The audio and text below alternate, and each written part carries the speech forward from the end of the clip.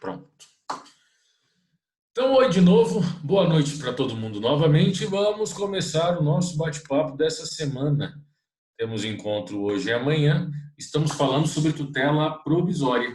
Nosso conteúdo tutela provisória e procedimentos especiais. Já tivemos uma conversa já inicial, disponibilizado para os senhores o respectivo material. Então, hoje, vamos dar sequência na nossa conversa. Como eu comentei, eu estou usando um material diferente, esses slides já foram postados no Moodle para vocês. Se vocês acessarem na aula de hoje, com a data do dia 12, está lá, aula 12/8. Você vai ter acesso a esses slides, tá bom? Então, caso não queira anotar, não se preocupe com isso, está exatamente igual esse que eu estou compartilhando nesse momento. Não há diferença entre esse slide e aquele que está disponibilizado na plataforma. Então, nós precisamos, então, partir de alguns pressupostos esses que são bem importantes. E o primeiro pressuposto que a gente tem que ter como ponto de partida é essa compreensão de que todo o nosso estudo ele é feito à luz do Código de Processo Civil. Por que eu estou falando algo que pode parecer óbvio? A gente está estudando o processo civil, então é natural que toda a nossa matéria, todo o nosso conteúdo esteja no CPC. De fato, é isso mesmo, mas o que nós precisamos entender é que isso que nós estamos estudando, no que diz respeito principalmente à tutela provisória, ela não se aplica somente no processo civil ou somente nos procedimentos que estão previstos no CPC, porque é perfeitamente possível fazer uso dessas tutelas provisórias em procedimentos previstos em legislação esparsa. Por exemplo, quando eu vou, a mais conhecida talvez por todos, Lei dos Juizados Especiais, que o pessoal tem o costume às vezes de chamar de pequenas causas, né? Lei 9.099 de 95. A Lei 9.099 de 95 não fala sobre tutela provisória. E é perfeitamente possível aplicar essa previsão que nós estamos estudando, do 294 até o 311, no âmbito dos juizados especiais. Não tem nenhuma dificuldade. O que a gente precisa entender é que a tutela provisória é sempre possível quando estivermos diante dos requisitos que permitem que ela seja deferida. E a gente vai conversar hoje sobre os requisitos, vamos relembrar alguns aspectos gerais e continuarmos o nosso bate-papo. Só para retomar algumas coisas que são importantes e que vale a pena nós sempre relembrarmos, diz respeito àquela primeira parte do Código de Processo Civil, os seus 12 primeiros artigos, que nós denominamos de direito processual fundamental. Por que nós chamamos os 12 primeiros artigos do CPC de direito processual fundamental? Porque ali estão efetivamente os fundamentos de todo o processo civil. Todo procedimento, independente de ser uma ação de conhecimento, uma ação de execução, um procedimento especial que nós vamos estudar, tudo aquilo que existir enquanto processo precisa respeitar essa base principiológica que nós temos no início do CPC. Então, essa base principiológica ela vai se encontrar seja nos primeiros 12 artigos do CPC e também na própria Constituição. E a representação que nós temos disso é o próprio artigo 1º do CPC, que fala que o processo civil será ordenado e disciplinado à luz da Constituição Federal. Tá? Então, é bastante importante nós compreendermos essa dinâmica e a profundidade que se tem diante disso. Também trago para os senhores, nós conversamos na aula anterior sobre o artigo 3º, basicamente uma reprodução com pouquíssimas modificações do artigo 5º, inciso 35 da Constituição. Estamos falando de acesso à justiça ou também o festejado ou a festejada inafastabilidade do controle jurisdicional. Também uma previsão muito importante que nós temos no nosso Código. O artigo 4º do CPC fala sobre prazo razoável. Eu me lembro que na nossa conversa anterior, eu comentei com os senhores sobre a base constitucional das tutelas provisórias. E na nossa conversa eu comentei, olha, um dos parâmetros constitucionais para viabilizar a tutela provisória é o inciso 78 do artigo 5º, que fala sobre duração razoável do processo. O código trouxe para a sua redação uma previsão também de duração razoável do processo, que está lá no artigo 4º. E ela diz: as partes têm o direito de obter em prazo razoável a solução integral do mérito, incluída a atividade satisfativa. Então, quando a gente pensa em uma previsão que, além de estar na Constituição, também se encontra no Código, de que a prestação jurisdicional ela precisa ser feita em prazo razoável, isso está muito próximo do discurso e da nossa conversa sobre tutela provisória. Por uma razão muito simples.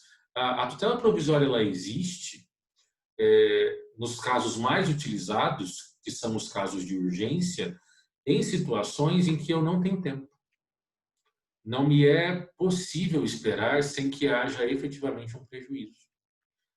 Então, é muito importante nós entendermos que há resposta, há de haver, né, que existe resposta com um tempo razoável, uma resposta que seja oportuna, que seja interessante, e que isso tem previsão tanto constitucional quanto no próprio CPC. Quando nós damos uma olhada também no artigo 8º do atual Código de Processo, nós temos ali a previsão de que o juiz tem que atender os fins sociais, exigências do bem comum, e ali ele coloca a verificação ou a constatação de vários princípios que devem ser respeitados, né? Então, ele coloca dignidade, proporcionalidade e razoabilidade. Usa-se muito proporcionalidade e razoabilidade quando se fala em tutela provisória. Acaba sendo algo bastante utilizado, porque é necessário fazer essa análise do bom senso sobre conceder ou não conceder essa medida excepcional. Legalidade, publicidade e eficiência, mais do que nunca se pede ou se busca um procedimento jurisdicional que seja eficiente, né, que garanta ali as consequências que se deseja. Bom, temos aqui um destaque para o artigo 9º. O artigo 9º ele foi bastante comentado também na época da publicação, promulgação e publicação do atual Código, que era chamado de princípio da não surpresa, ou a impossibilidade de sermos surpreendidos com uma decisão. E o artigo 9º ele é analisado conjuntamente com o artigo 10º.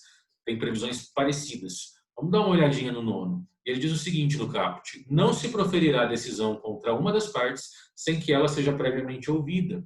Essa ideia da não surpresa, ela fica muito clara quando nós observamos o caput. Porque nós temos aqui uma previsão de que se o juiz vai decidir algo a meu respeito, antes de decidir ele precisa me ouvir. Só que é claro que nós temos exceções a essa previsão. E o próprio artigo 9º nos apresenta 3 exceções. Curiosamente, ao longo do nosso semestre, nós veremos as 3 exceções. A primeira exceção fala sobre tutela provisória de urgência, em que o juiz pode proferir uma decisão contra alguém sem ouvir ela antes. A segunda situação fala sobre tutela de evidência, 2 situações de tutela de evidência, também nós vamos estudar. E a última situação fala da decisão do 701, que é a da ação monitória, que a gente também vai estudar, porque a ação monitória também é um procedimento especial. A gente vai falar sobre isso. Mas vocês não precisam entender exatamente cada um desses incisos agora, porque teremos tempo para desenvolvê-los, mas para que você compreenda a razão dessa exceção.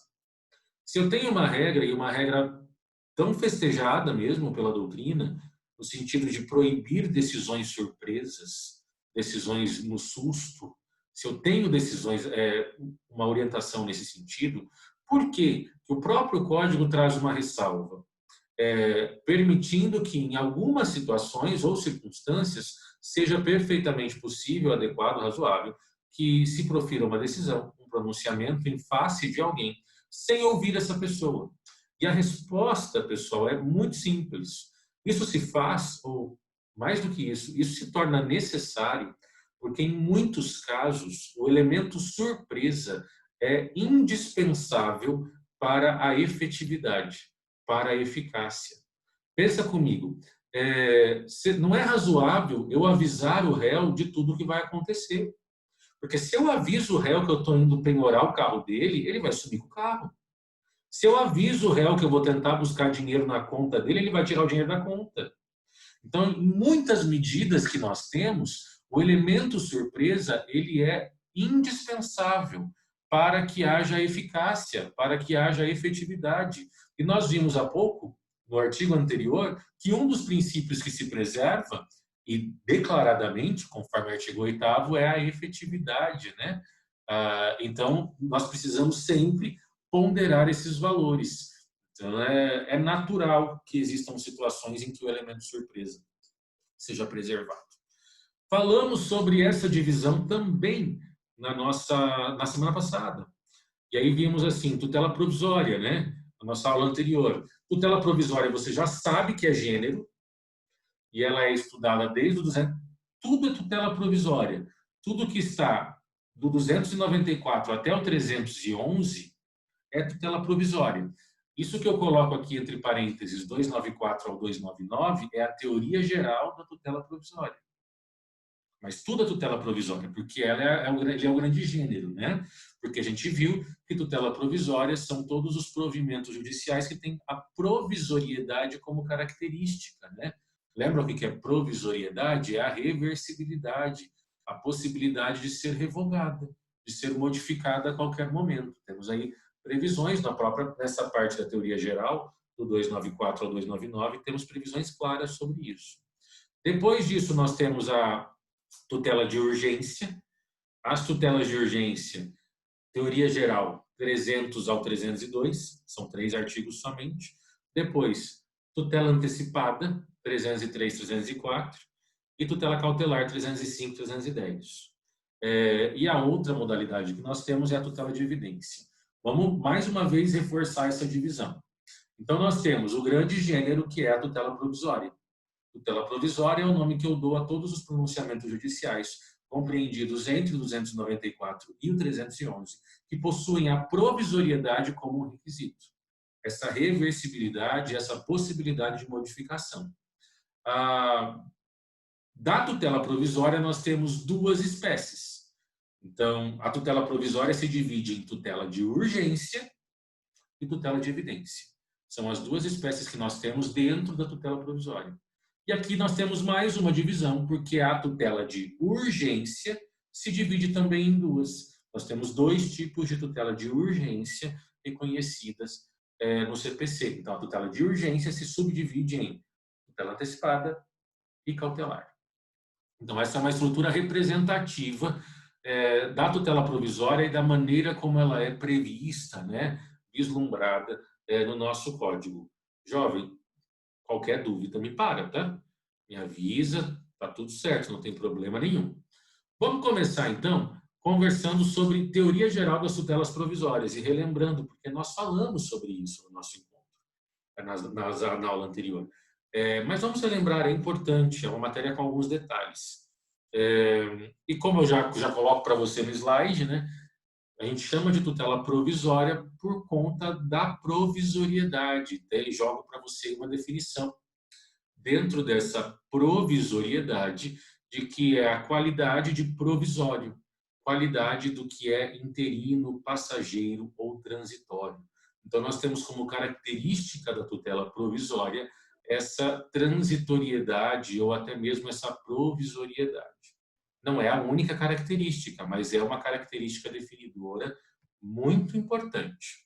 Bom, a tutela provisória, ela começa a ser prevista no artigo 294. E como eu já solicitei aos senhores, por favor, façam a leitura dos artigos 294 até o 311. São pouquíssimos artigos. Mas isso vai facilitar, porque conforme eu for comentando e pontuando um ou outro artigo, nós não vamos ler todos, é claro, isso vai, de alguma maneira, se solidificando na sua mente. Tá? E aí nós temos o 294 como o primeiro dispositivo da tutela provisória, e ele já logo no caput nos apresenta a primeira divisão. E ele joga: a tutela provisória pode fundamentar-se em urgência ou evidência. Incrível. Professor, Oi. oi, boa noite. Desculpa Oi, te tudo bem? interromper, é Imagina, que eu fiquei em uma dúvida. à vontade. No videoaula que o senhor passou, ele dá o conceito assim: são tutelas jurisdicionais não definitivas fundadas em cognição sumária. Eu fiquei na dúvida, o que seria essa cognição sumária? Eu não entendi muito bem. Vamos lá. O senhor poderia me explicar, por favor? Claro, com certeza. É, aqui entram algumas dificuldades que a gente observa, Maria Eduarda, e todos os demais, né? Que muitas vezes a doutrina nos traz algumas definições que elas complicam muito mais do que poderiam ou do que precisariam, né? Não sei se você vai se recordar, não me lembro se você estava na aula anterior, acho que no nosso primeiro ou segundo encontro, na primeira semana de aula. Ah, é, eu comentei com vocês a diferença entre cognição sumária e cognição exauriente. O que a gente tem que entender aqui? E aí vai acabar exemplificando até mesmo o seu questionamento. Essa definição de tutela provisória é uma definição técnica, doutrinária, absolutamente correta, mas precisamos traduzi-la, trazer isso um pouco para uma coisa mais palpável para nós. Então, nós estamos falando de provimentos. Quando a gente fala provimentos judiciais, são decisões, pronunciamentos judiciais proferidos pelo magistrado respectivo, né?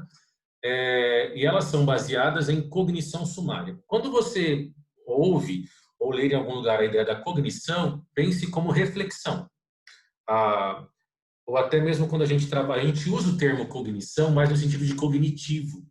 Cognitivo no sentido de pensamento, de apreciação, né, de análise. Cognição é a análise realizada. E nós temos dois tipos de cognição diante de qualquer processo. Nós temos, de um lado, a chamada cognição sumária, e nós temos, de outro lado, em outro lado, a chamada cognição exauriente.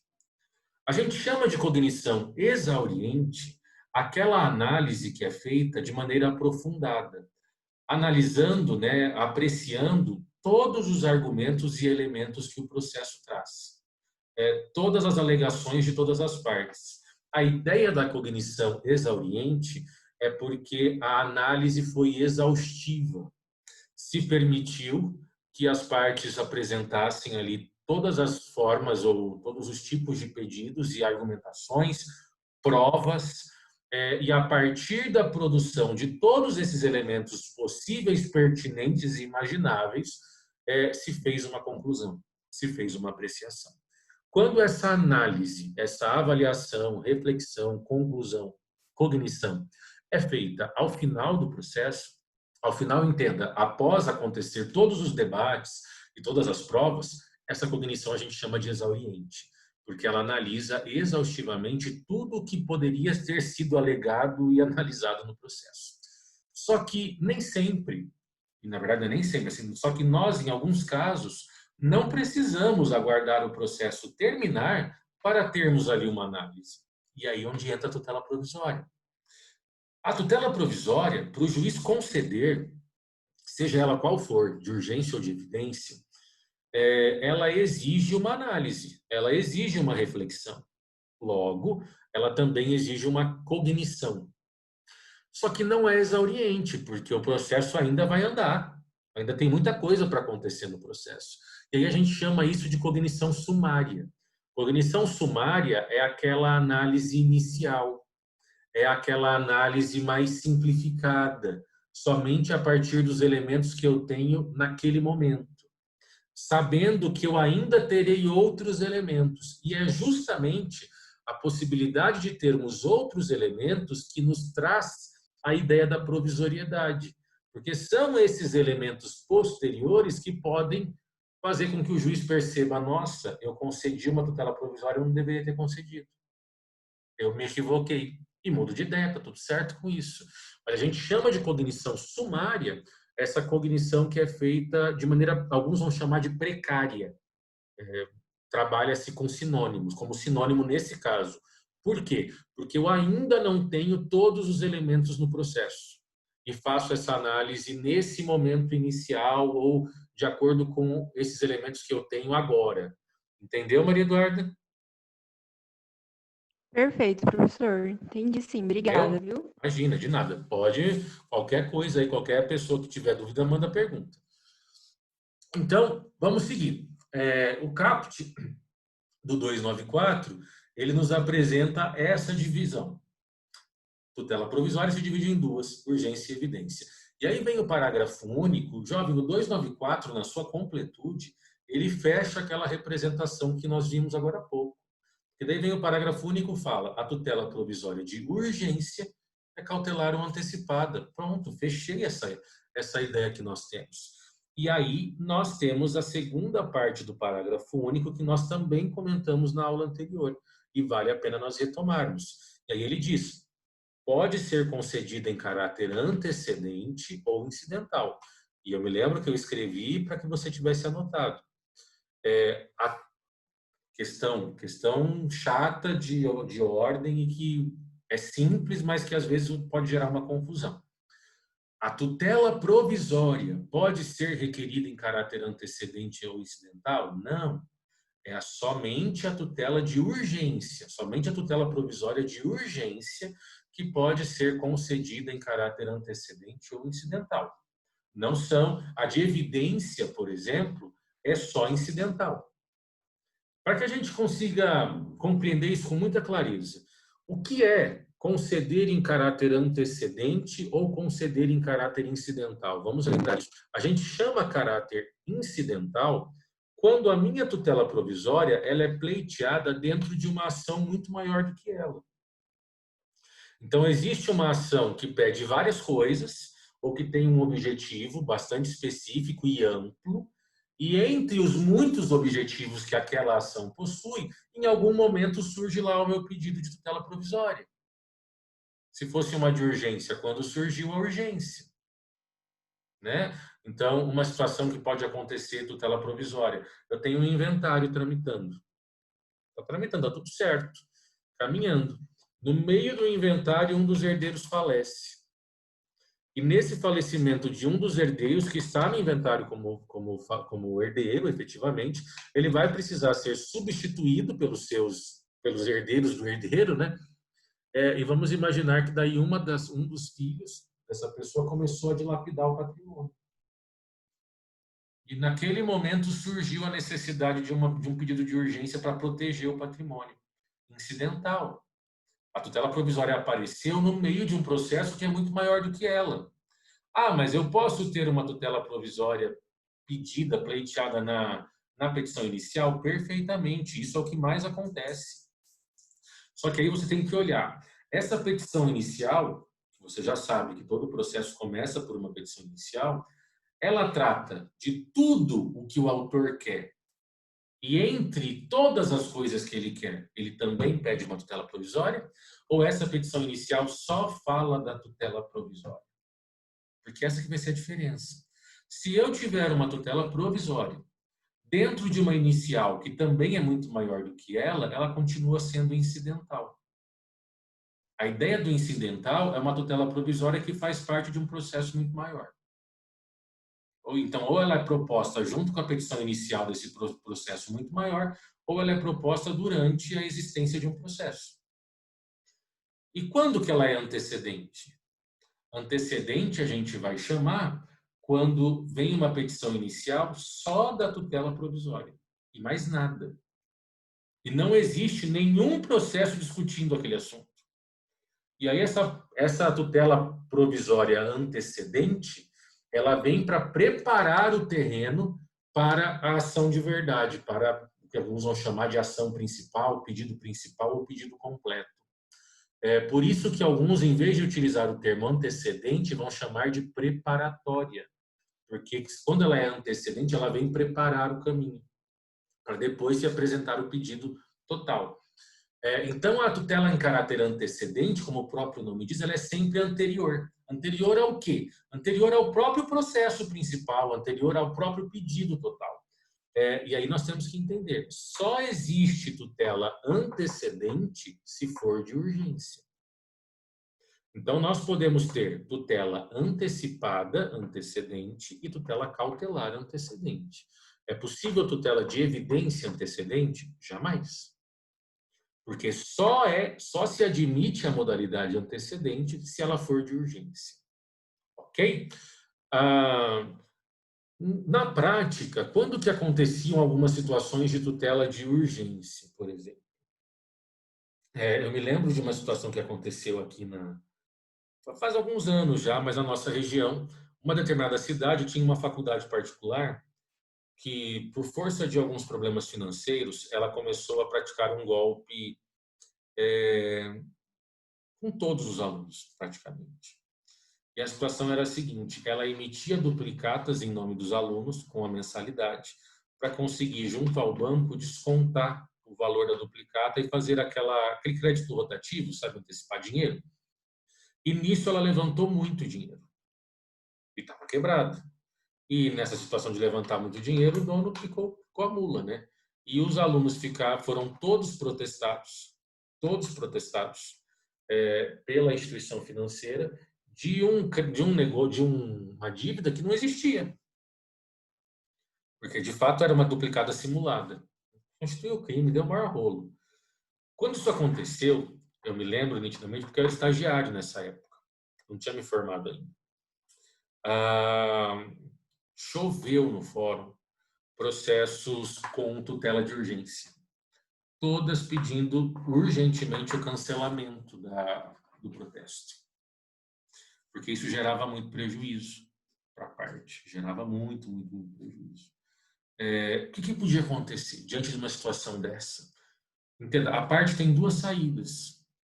Ela pode, se ela já tem todos os documentos, ela já tem todos os elementos, ela vai protocolar uma petição inicial completa, pedindo cancelamento imediato, liminar, né? Lembra que liminar é o nome que a gente dá para as decisões proferidas em tutela provisória. Ela vai pleitear o cancelamento imediato desse protesto e, consequentemente, vai pedir dano moral, declaração de inexistência de dívida, enfim. Perceba, a ação é maior do que somente a liminar. Só que, em alguns casos, a pessoa não tinha todos os documentos. Ela tinha feito um pedido na faculdade, mas eles também estavam enrolando, dificultando a vida da pessoa e tal. Para não perder tempo, porque alguns casos foram assim, não era nenhuma situação de protesto lavrado, a pessoa tinha recebido a intimação do cartório falando pague em 5 dias, sob pena de protesto, e a pessoa não queria nem deixar protestar. O que ela pode fazer diante disso, se ela não tem tudo, ou não quer fazer tudo? Faz só a preparatória, só para barrar o protesto, ou para cancelar o protesto. E com isso, com o deferimento da preparatória, com o juiz autorizando o cancelamento ou a sustação de protesto, que é não deixar lavrar, né, ele vai ganhar um prazo. E aí, nesse prazo, ele se imune de toda a documentação necessária e faz efetivamente o ingresso adequado da medida cabível. Então, em muitos casos, a tutela de urgência preparatória, ela é uma baita de uma carta na manga, porque nem sempre eu tenho todos os documentos, principalmente quando eu estiver diante de uma situação em que a dívida não existe, ou que aquela situação não aconteceu e eu estou sendo punido por algo que eu nem sei de onde saiu. Se eu nem sei de onde saiu, como é que eu vou ter documento de alguma coisa? Então, às vezes, eu preciso de um tempo até para me situar. E aí eu tenho essa jogada da antecedente para depois ganhar um tempo, um gás, para de fato apresentar a minha medida principal. Mas entenda, isso é uma escolha. A parte não é obrigada a fazer a tutela antecedente, tanto que nem é a mais comum. O mais comum é termos uma tutela de urgência dentro de uma petição inicial completa. É de longe o mais comum. É realmente difícil de vermos tutelas antecedentes hoje em dia. Mas entenda, é possível. Tá? Temos menos de 1 minuto, eu preciso parar, senão daqui a pouco eu sou derrubado. Só tenho que esperar carregar o vídeo da nossa primeira aula para não prejudicar e a gente já inicia em seguida. Até daqui a pouquinho.